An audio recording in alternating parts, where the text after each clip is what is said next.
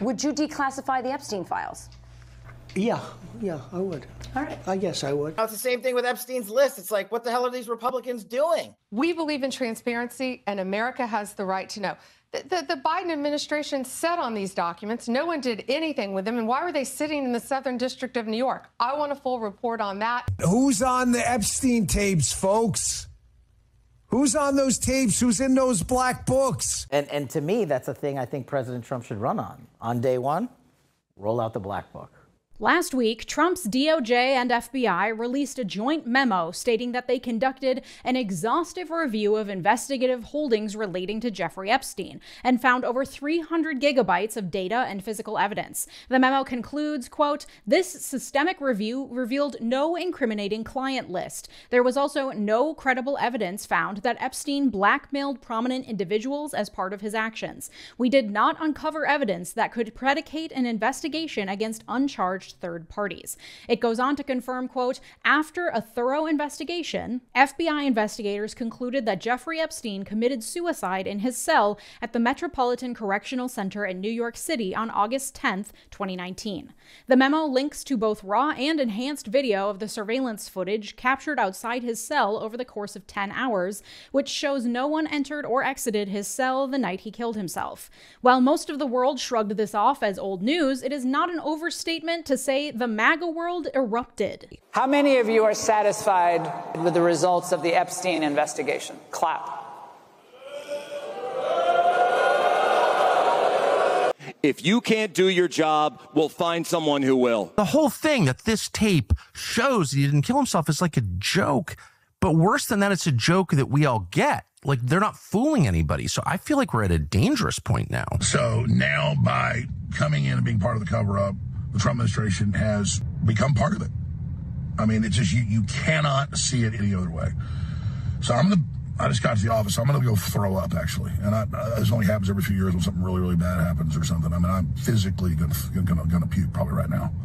My mouth is watering right now. Because I have integrity. And, I just really need the Trump administration to succeed and to save this country, and they're doing so much good.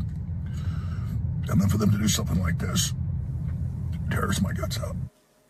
Lies and all the heinous cruelty in the world at the hands of Trump is one thing, but denying the existence of an Epstein client list, well, that's a bridge too far.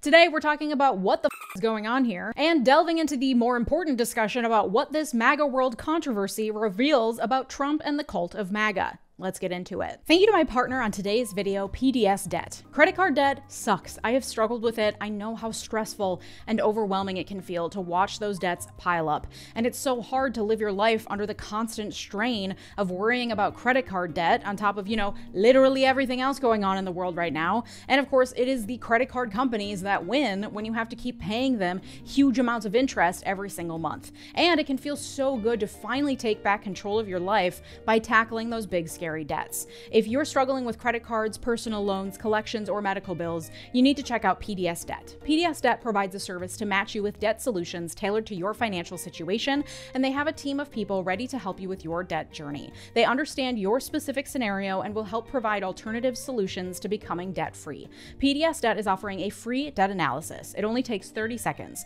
Head over to pdsdebt.com/Miller to get your free debt assessment today. You'll receive a full breakdown on how to save on interest each month and the quickest way to take care of your debt. There is no minimum credit score required. Whether your credit is bad or fair, they're here to help you save more, pay off your debt faster, and start putting money back where it belongs in your savings account. PDS Debt is A+ rated by the Better Business Bureau, boasts hundreds of 5-star reviews on Google, and holds a 5-star rating on Trustpilot. And getting started is easy. Go to pdsdebt.com/Miller to complete your free debt assessment in just 30 seconds to see what options are available to you. Get your assessment and find the best option for you right now at pdsdebt.com/Miller. Thanks, PDS Debt. Okay, brief refresher on Jeffrey Epstein. He was an incredibly rich high school dropout who lied his way into becoming a finance bro, befriended some of the wealthiest and most powerful people in the world, including notably his good friend of many years, Donald J. Trump, and along with his accomplice, Ghislaine Maxwell, who is currently serving 20 years in prison, sexually abused hundreds of girls, most of them minors, over the course of 2 decades. While incarcerated, awaiting trial for his crimes, Jeffrey Epstein died in his cell on August 10, 2019, from an apparent suicide.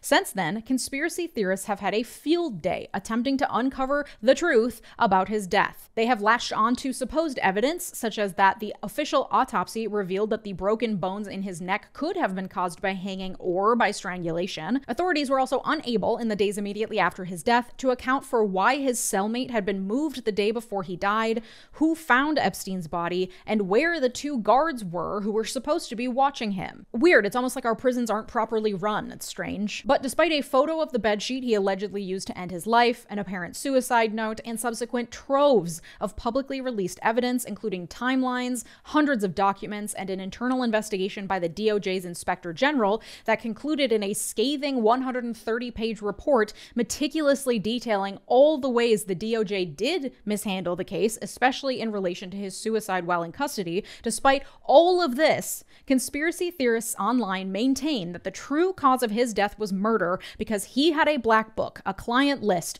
that he was holding on to for blackmail purposes, plus troves of at-home security footage he could whip out at a moment's notice to control the richest and most powerful people on the planet who he had assisted with committing heinous crimes.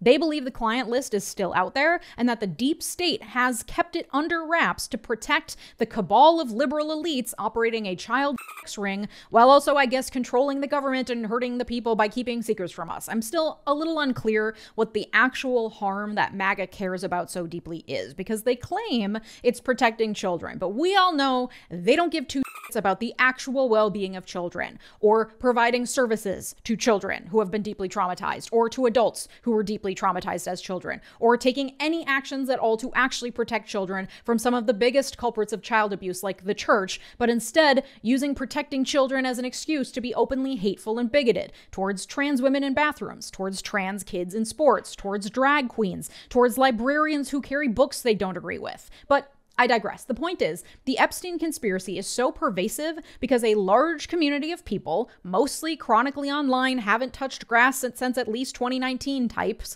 have been convinced that uncovering the Epstein client list is the key to unraveling the entire deep state. If these people could be those, they could also have created the Russian hoax in 2016 and stolen the election in 2020. It's the final piece of the puzzle, and once it's revealed, we can all step back and see the deep state liberal machine for all that it is.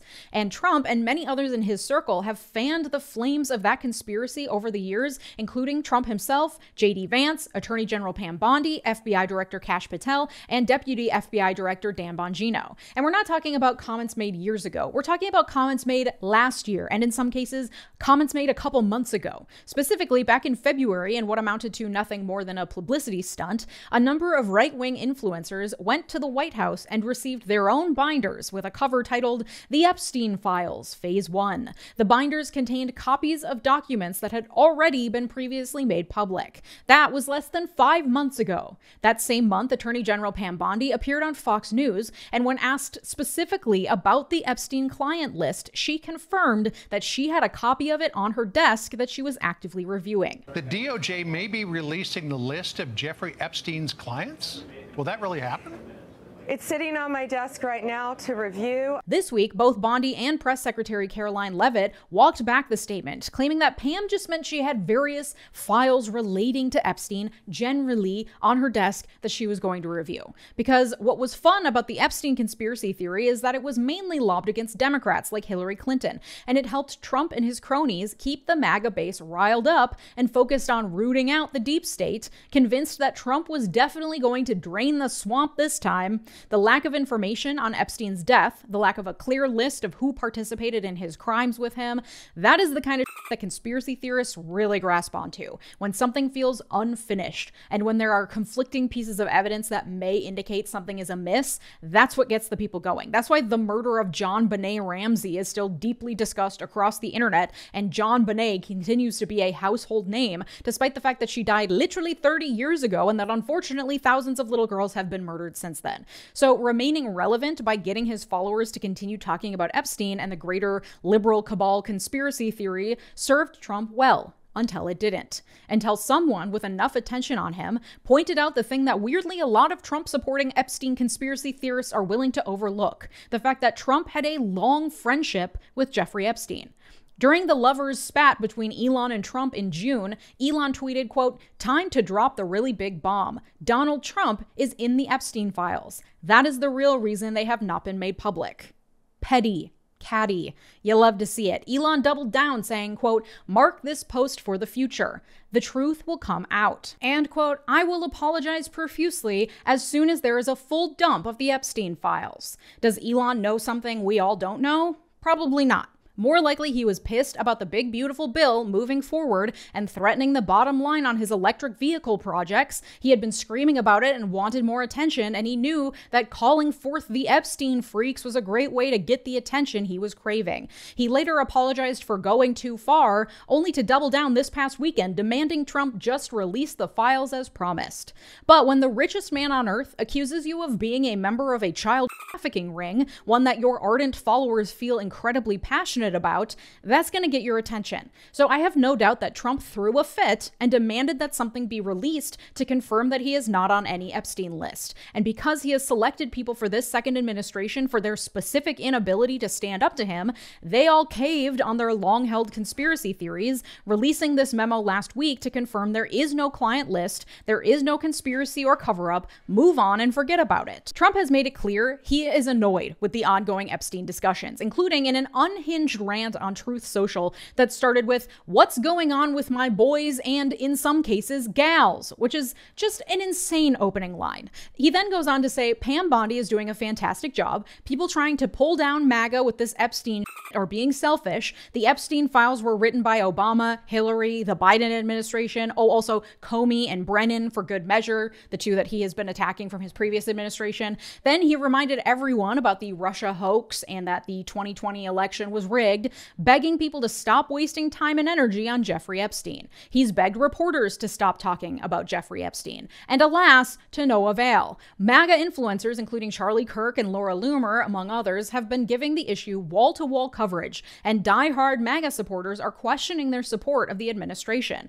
This was apparently the final straw. The feud is ongoing, with influencers like Loomer lamenting that the administration needs to just come clean on the Epstein question so that it doesn't distract from larger issues like immigration ahead of the midterm elections and hurt the Republicans running for re-election. Given the fact that the conspiracy theories have swirled long after the death of Epstein and the prosecution of Ghislaine Maxwell, something tells me they aren't going to be lulled into complacent acceptance about this issue the way that they are about issues like human rights abuses and abductions of immigrants, about a woman's decaying corpse being used as a forced baby incubator, or any number of other atrocities actually being committed by the Trump regime. But at first, I didn't even want to make an episode about this latest Epstein controversy because it feels like a big distraction from the other horrific that's happening in this country.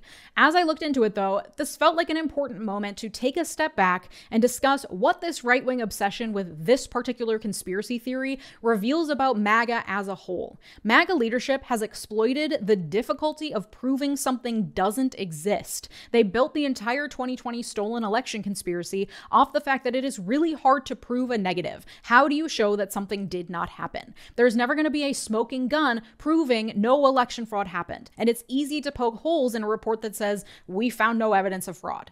But now, MAGA leadership has to contend with that difficulty. How do you prove that something doesn't exist? That a client list doesn't exist? That a conspiracy to murder Epstein to cover up what he knows didn't happen? MAGA leadership also has to contend with the consequences of years of egging conspiracy theorists on across the internet, which they have done with gleeful abandon for over a decade. Conspiracy theories keep people engaged. It grabs their attention. It exploits their confirmation biases. And it has allowed Trump, up until now, to command more attention by playing off those conspiracies and positioning himself as the answer to the problem, the revealer of truth, the drainer of swamps. And in the eyes of his supporters, the Epstein issue is the ultimate test of Trump's ability to drain said swamps and stop the deep state. Epstein is an indictment of the liberal ruling class, of the deep state. Like I said, that client list and his murder are the keys to unraveling all of it in the minds of Epstein conspiracy theorists. And these conspiracy theorists have been obsessed and furious about what they think is a major global cover-up for years.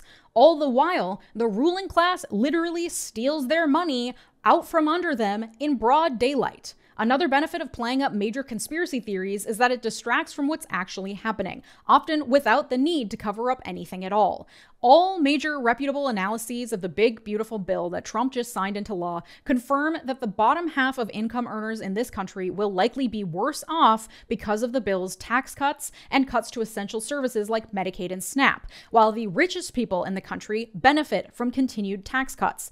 At the same time, reports are coming in that Trump's tariffs are successfully raising revenue by upwards of $3 billion over the next decade, enough to offset the cost of that big, beautiful bill. And so, in broad daylight and before our very eyes, Trump has effectively minimized income taxes and established a broad sales tax, because every single economist with any credibility has confirmed that tariffs are paid for by U.S. businesses and ultimately by consumers, because the cost of the increased tariffs gets passed down to increased cost of goods. It is only the rich and powerful that benefit from a shift away from income taxes and towards sales taxes.